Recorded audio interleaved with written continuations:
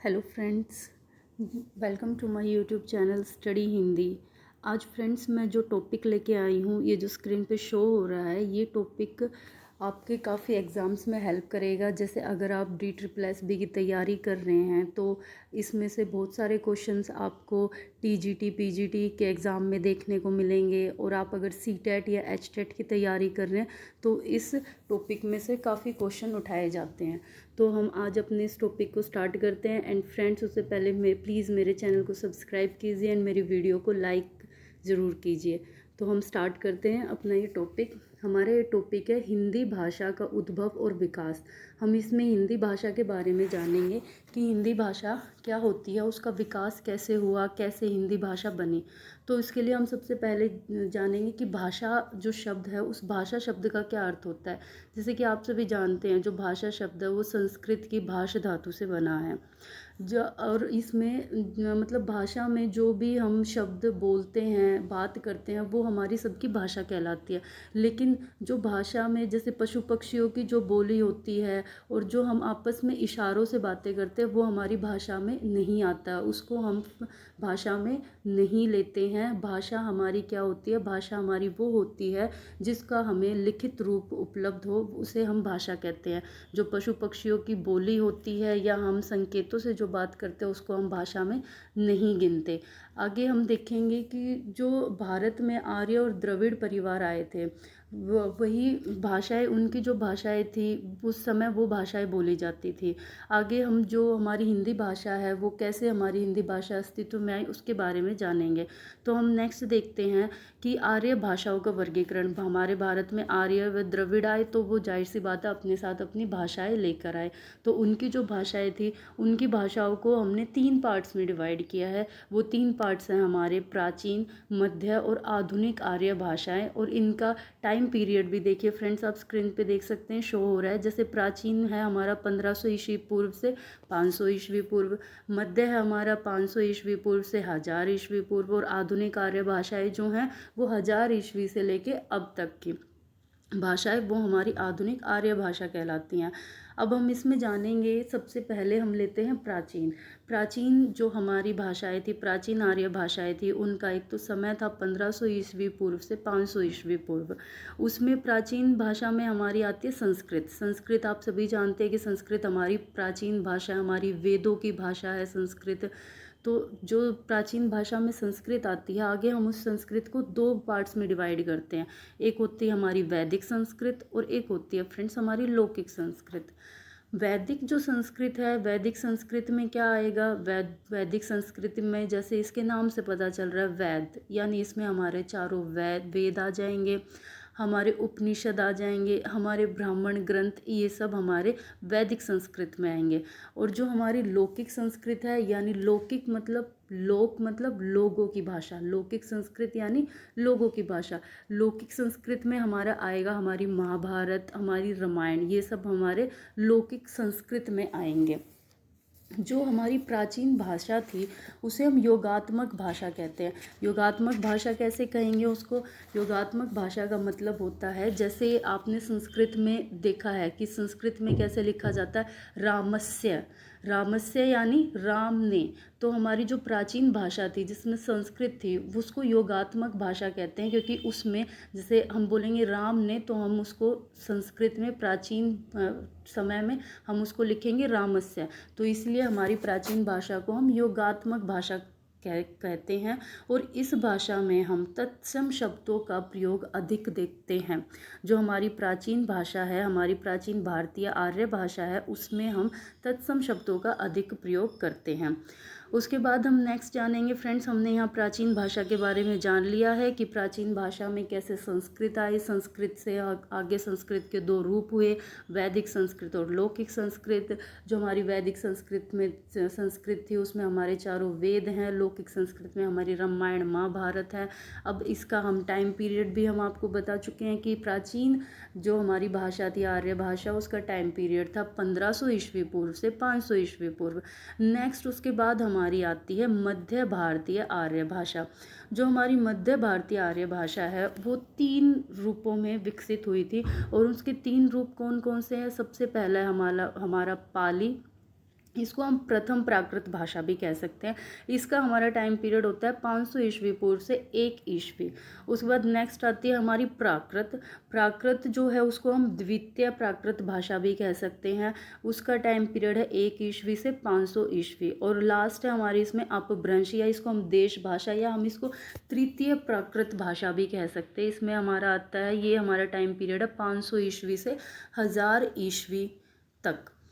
तो अब हम इसके बारे में एक एक करके जानेंगे कि जो हमारी मध्य भारतीय आर्य भाषा है उसमें जो सबसे पहले हमारी पाली, या जिसको हम प्रथम प्राकृत भाषा कहते हैं, जिसका हमारा टाइम है 500 ईस्वी से 1 ईस्वी, उसमें क्या है तो देखते हैं आगे। हमारी जो पाली है इसके मेन 3 पॉइंट क्या है। एक तो जो पाली भाषा है उसको हम मागधी भाषा भी कहते हैं। पाली भाषा को कौन सी भाषा कहा जाता है, मागधी भाषा भी कहा जाता है। और जो बौद्ध धर्म था, जो हमारे बुद्ध धर्म था, बुद्ध धर्म में पाली भाषा का प्रयोग किया गया है।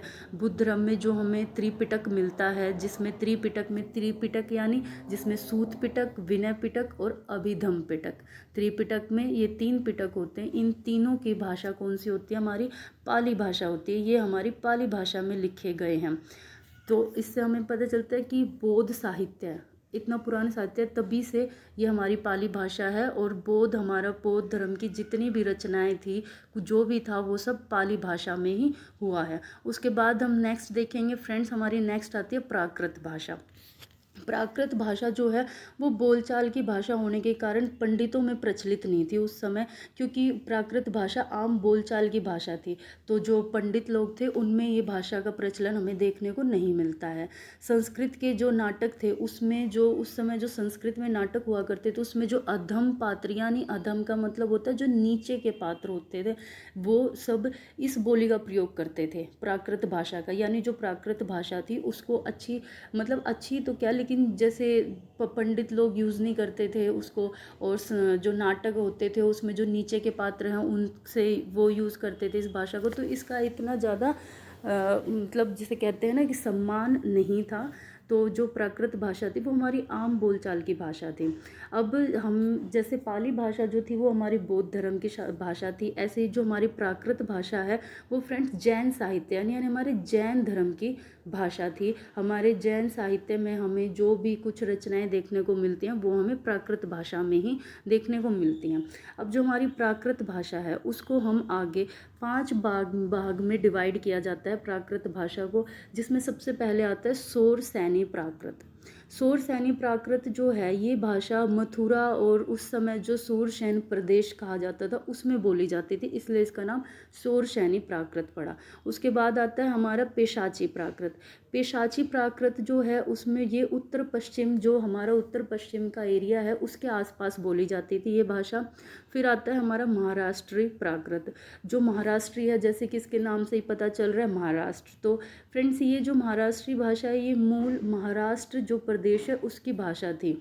उसके बाद आता है हमारा अर्ध मागधी भाषा। अर्ध मागधी प्राकृत भाषा जो है ये हमारी मागधी और शोर सैनी के बीच की भाषा थी। लास्ट है हमारा मागधी प्राकृत। मागधी प्राकृत जो है वो इसके नाम से पता चलता है, मागधी यानी मगध। उस समय जो मगध था तो मगध के आसपास की जो भाषा थी उसको क्या कहा जाता था, मागधी प्राकृत भाषा। अब हम आगे देखते हैं, हमने यहाँ पे पाली भाषा के बारे में जान लिया, हमने यहाँ प्राकृत के बारे में जान लिया।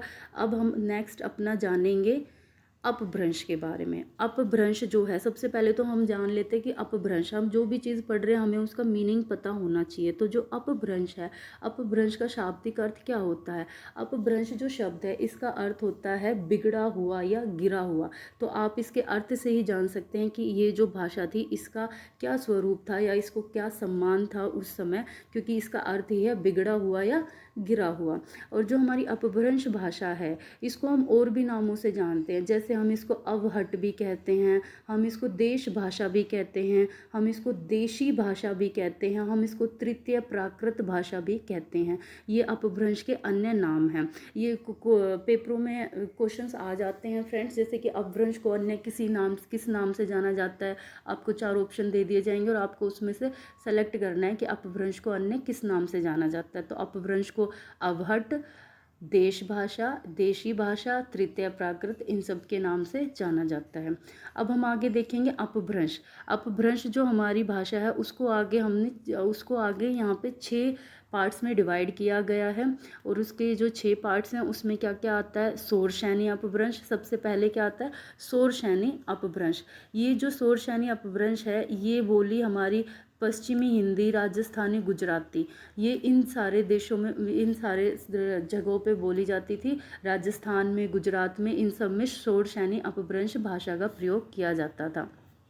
पेशाची अपभ्रंश, पेशाची अपभ्रंश जो है ये पंजाबी लहंदा, ये यहाँ पर विकसित हुई थी ये बोली। उसके बाद आता है ब्राचड़ अपभ्रंश। ब्राचड़ अपभ्रंश जो है ये बोली सिंधी की बोली कहलाती है। आगे है खश अपभ्रंश। खश अपभ्रंश जो है ये पहाड़ी भाषा कहलाती है। मेनली ये पहाड़ी एरियाज में बोली जाती थी, खश अपभ्रंश। उसके बाद नेक्स्ट हमारी आती है अर्धमागधी भाषा। अर्धमागधी भाषा जो है इसका विकसित बोली, ये बोली हमें कहाँ देखने को मिलती है, ये है पूर्वी हिंदी। जो अर्धमागधी अपभ्रंश भाषा है उसमें पूर्वी हिंदी का प्रयोग किया जाता है, मतलब पूर्वी हिंदी बोली देखी जाती है अर्धमागधी अपभ्रंश में। और खश अपभ्रंश में हम देखते हैं पहाड़ी, महाराष्ट्री, मराठी, इन सभी बोलियों को। आगे लास्ट है हमारा मागधी अपभ्रंश। मागधी अपभ्रंश में हमें कौन कौन सी विकसित बोलियां देखने को मिलती है।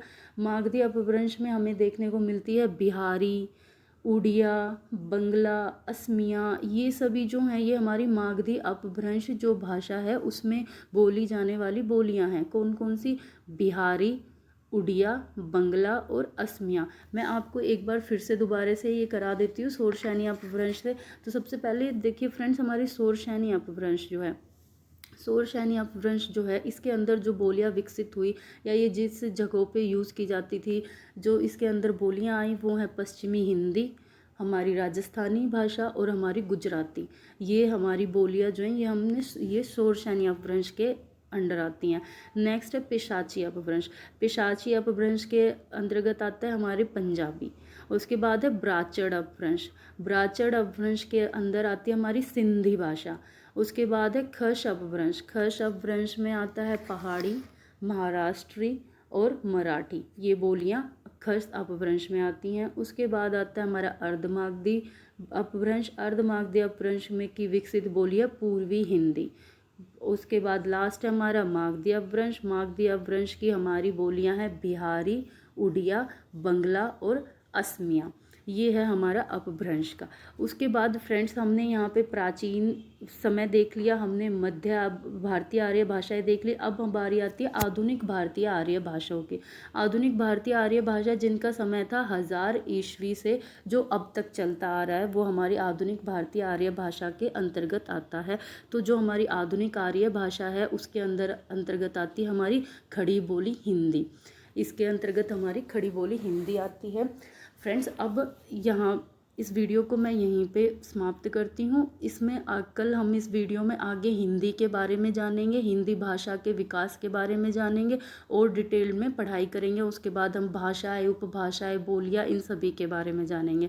फ्रेंड्स आप लोगों को मेरा वीडियो कैसा लगा प्लीज़ मुझे कमेंट करके बताएं एंड प्लीज़ मेरे चैनल को लाइक, शेयर एंड सब्सक्राइब ज़रूर करें। एंड फ्रेंड्स अगर आपको किसी भी टॉपिक में कुछ भी डाउट हो तो प्लीज़ आप मुझे कमेंट करके बताएं, मैं आपके सारे डाउट्स क्लियर करूँगी। Thank you so much. Thank you for watching.